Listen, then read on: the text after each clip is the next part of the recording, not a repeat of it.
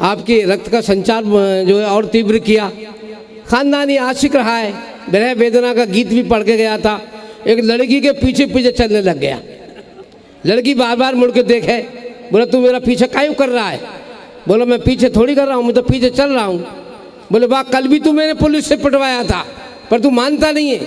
बोले कोई व्यक्ति अगर एक बार परीक्षा में फेल हो जाए तो क्या पढ़ाई छोड़ दे, दोबारा प्रयास करता है? बोले देख तेरे पीछे मेरी मम्मी आ रही है। बोले हम तो खानदानी आ सके, तुम्हारी मम्मी के पीछे हमारे पापा आ रहे हैं।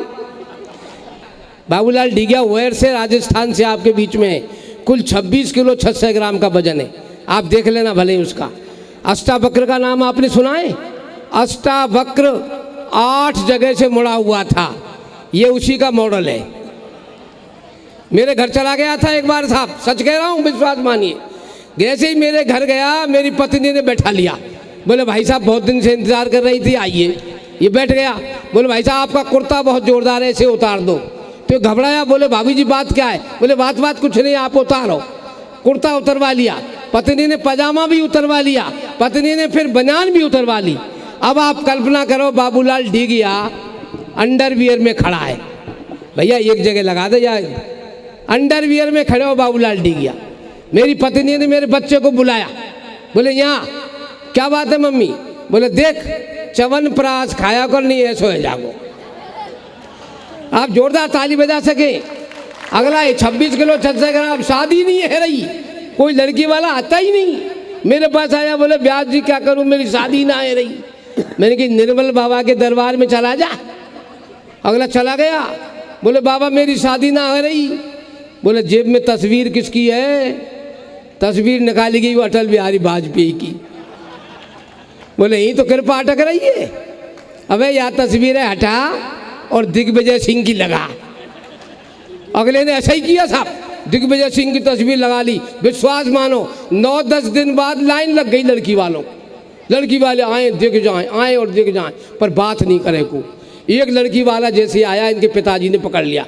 बोले क्या बात है, आपने लड़के को देख लिया? बोले हमने तो देख लिया, पर कब अब यह कहो डॉक्टर को दिखाओ। है जैसे बाबूलाल डीगिया बैठे रहे घर में। मैं एक दिन इसके घर चला गया था, सुनसान चुपचाप बैठे रहे।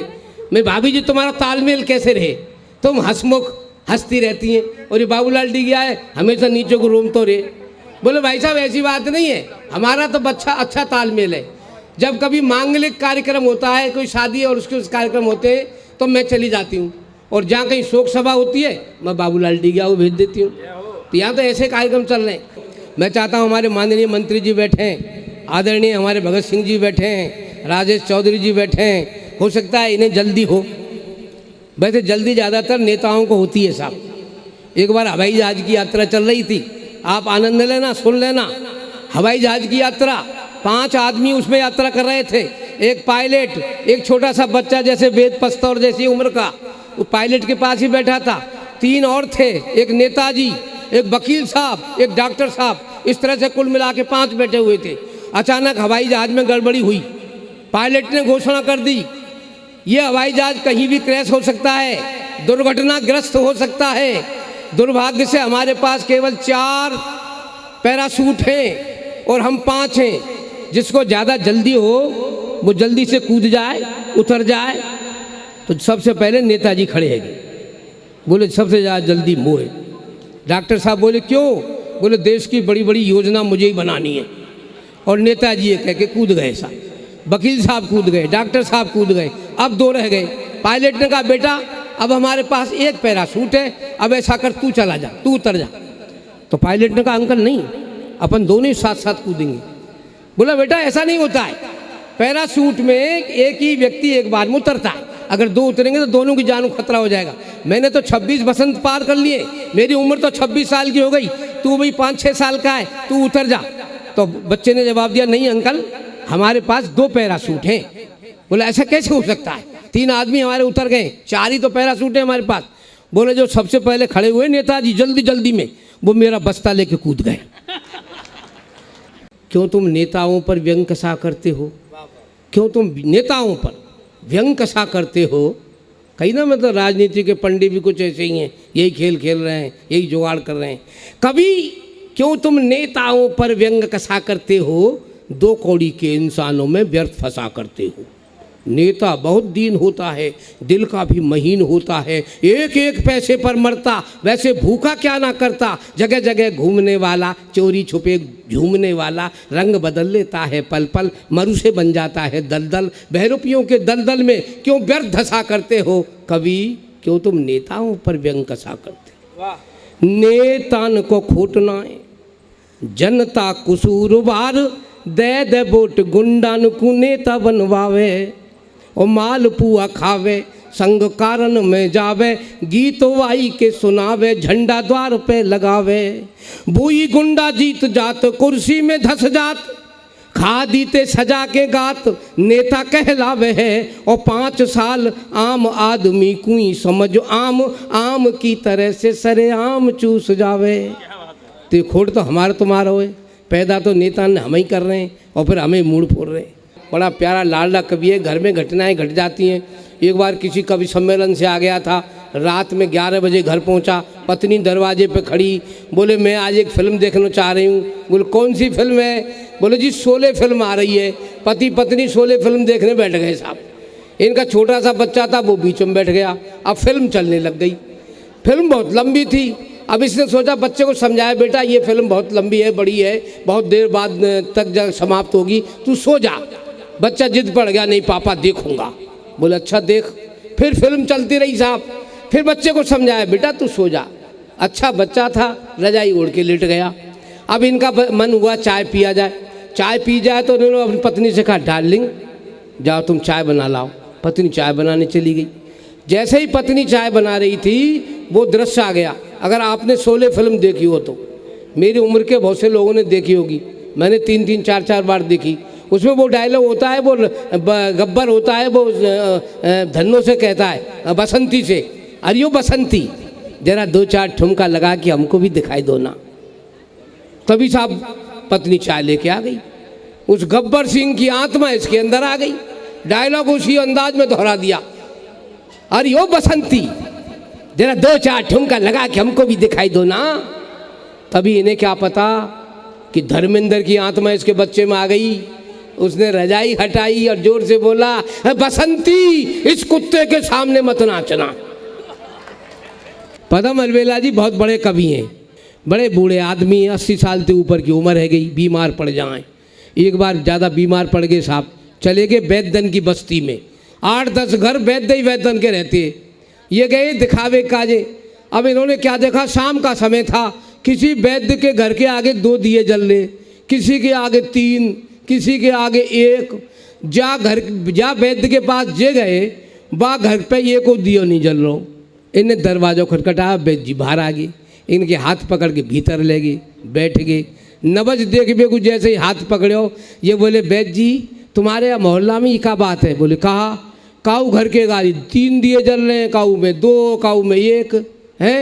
बोले हम कोई बात ना है, जा आदमी जा वैद्य ते 3 आदमी स्वर्गवासी है गे, बाकी घर 3 दिए जल रहे। जाके हाथ ते 2 चले गए, बाकी 2 जल रहे। जाके हाथ ते 1 गए हुए, बाकी 1। बोले तुम्हारे घर में तो 1 ना जल रो। बोले मेरे यहाँ तो तुम पहली बार आए। मित्रों एक बार आग लगी हुई थी जंगल में, भयानक आग। कलमकार कर क्या रहे हैं? मेरे जो कलमकार मेरे इस समय माइक पे आ रहा है, वो क्या कर रहा है वो समझ लें आप। एक बार पूरे जंगल में आग लगी, भयानक आग। बंदर बच करके ऊपर पेड़ पे चढ़ गया था, बाकी और सब जंगली जानवर अपने प्राण बचा बचा के भागने की कोशिश में। बंदर ने एक दृश्य देख रहा था। दृश्य क्या था साहब? एक छोटी सी गिलहरी पास के तालाब में जाती, अपनी पूंछ डुबोती, पूंछ में जितना पानी आता उस आग पर छिड़क देती। लगातार यही काम कर रही थी वो गिलहरी। तालाब में जाती, अपनी पूंछ को डुबोती, जितना पानी उसमें आता आग पे डाल देती। बंदर देख रहा था।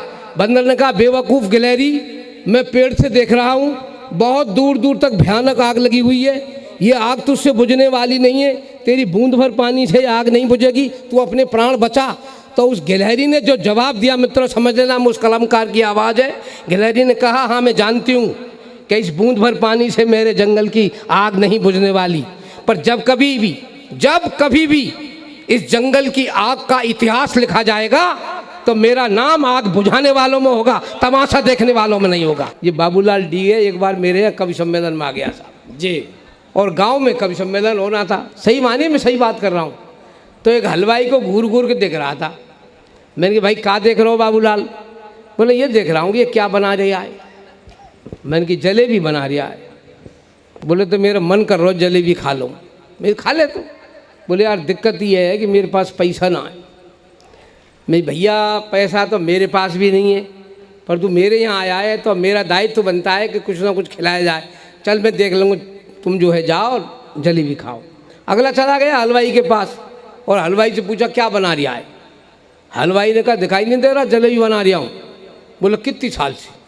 वो 30 साल से। तो वह नालायक 30 साल से जलेबी बना रहा है और वो भी सीधी ना बन रही। हलवाई गुस्सा आ गई। बोला तेरा बात इरादो का है, का मतलब है? बोला कुछ ना 250 ग्राम दे दे। एक दोना में रख के 250 ग्राम जलेबी दे दी साहब, और वो खाने लग गया। अब मैं भी गया पीछे से, मैं भैया 250 ग्राम मुझे दे दे। मैंने भी 250 ग्राम ले ली। अब दोनों खाने लग गए। मैं थोड़ा जल्दी में था, क्यों? मुझे पता है थोड़ी देर बाद झगड़ा होने वाला है, ना तो पैसा या के पास ना पैसा मेरे पास। मैं जल्दी जब खाने लगा तो ये भांप रहा था कुछ ना कुछ गड़बड़ है। पर मैंने जैसे ही खा के और वो दोना पटक दिया और मैं आगे बढ़ गया। पीछे ये हलवाई ने इसको पकड़ लिया। बोलो पैसा दे के जा। बोलो काई के? बोले जलेबी खाइए जाके। अब और तो इस पर कोई जवाब बना नहीं। अब बोलो मैंने दे तो दिए। बोले कब दे दिए? बोलो अभी तो 100 का नोट दिया हो। बोले कब दिया हो? बोले अभी तो दिया हो कि ना दिया हो। अब दोनों में झगड़ा है वो सब। अब आप भी जानते हैं झगड़ा हो जाता है, 10-20 आदमी इकट्ठे हो जाएँ, 10-20 आदमी इकट्ठे हो गए। इन दोनों में झगड़ा होता रहा। हलवाई के ना दिए, ये के दे दिए। 10-15 मिनट जब निकल गई तो मैं दौड़ गया। मैं कि देख भाई हलवाई, 15 मिनट से तू या आदमी से लड़ रहो है, या लड़ाई झगड़े में मेरे पैसा मत भूल जाइयो। अब हलवाई मेरी तरफ देखे, आँख ही आँखन में देखे। बुझान लो या आते आते जो को ना थे ना दिए तो ये 20 आदमी कहेंगे जो मारेंगे। ये ऐसा के 2-2 आदमी नहीं दे के जाए। पिटाई होगा। मैं कि कहा देख रहा है, मेरे पैसा ने मत भूल लीजिए लड़ाई में। बोले हाँ तेने तो दे दिए, पर यान ना दिए।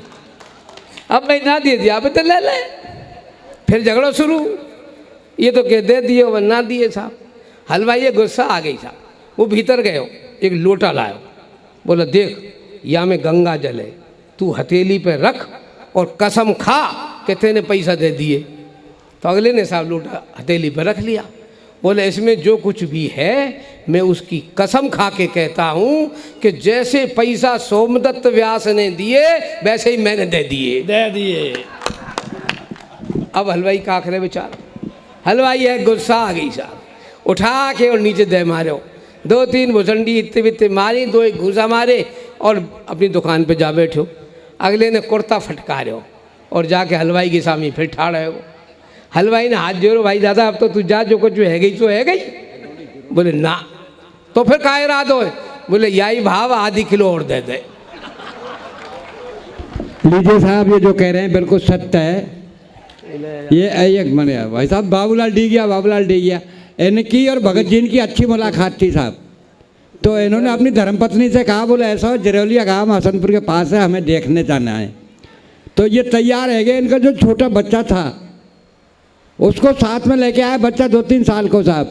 जब ये भगत जी के यहाँ आए तो इस गांव की चौरा पे घूमते घूमते जा रहे, ये जो दुकान है ना 3-4, यहाँ इनका वो छोटा बच्चा रोने लग गया। इनकी धर्मपत्नी ने कहा, बोल बेटा क्यों रो रहा है? बोल मम्मी यहाँ, बोल मैं बिस्कुट लूँगो। अरे बोला हमारे भरतपुर में कमी है, तू यहाँ आके ले गो। कि नहीं मैं तो बिस्कुट लूँगा। बस आप बच्चा रोने लगा। इन्होंने समझाया, बच्चे को बिस्कुट दिला दिया। बच्चा बड़े प्रेम से उस बिस्कुट को खाने लगा और जब खाते खाते बच्चे के हाथ से बिस्कुट गिर गई, वो बच्चा उसको उठाने लगा। इनकी धर्मपत्नी ने बच्चे का हाथ पकड़ा और बोला, बोल बेटा क्या कर रहा है? बोल मम्मी बिस्कुट गिर गई उसको उठा रहा हूँ। बोल नहीं बेटा, गिरी हुई वस्तु कभी नहीं उठानी चाहिए। अगर तुम्हें बिस्कुट की आवश्यकता है तो दुकान से दूसरा और ले लेंगे। बच्चा इनका समझदार था, बिस्कुट पटक दी। थोड़ी देर जब वापस आके भगत जी की घर की तरफ घूम कर और चढ़ने लगे चड्डी सिनने, तो इनको ठोकर लगी और ये गिर गए। इनकी धर्मपत्नी इन्हें उठाने लगी तो बच्चे ने तुरंत हाथ पकड़ा। बोल मम्मी क्या कर रही है? बोल बेटा तेरे पापा जी गिर गए, उठा रही। बोल नहीं मम्मी, गिरी हुई वस्तु कभी नहीं उठानी चाहिए। और तुझे पापा की आवश्यकता है ना तो हसनपुर जरौली और दूसरा और ले चलेंगे।